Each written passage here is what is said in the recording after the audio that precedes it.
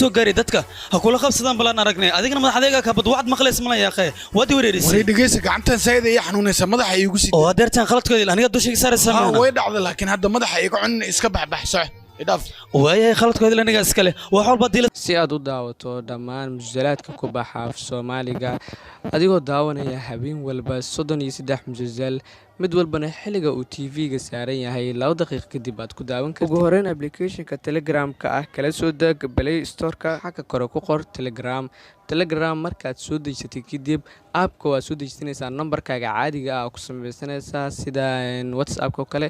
kadib markaad soo samaysato xagga kore searching-ka aad waxa qoraysaa Asaas TV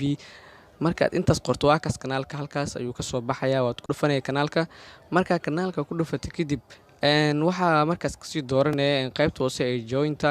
marka halkaas taabato waad ku soo biirsalaadka ama aad arki weyso waxaad markaas sii taabanaysaa meelaha nambarada ku qoran yihiin ama nambarka shaashada saaran oo Telegram oo nambar ahaan waa seefanaysaa sida WhatsApp-ka camal marka qof ku dirsanayso kale marka sidaas oo kale kadib halkaas la xiriir halkaas ayaa lagaaga caawin doonaa adigoo heli doono musalsalaad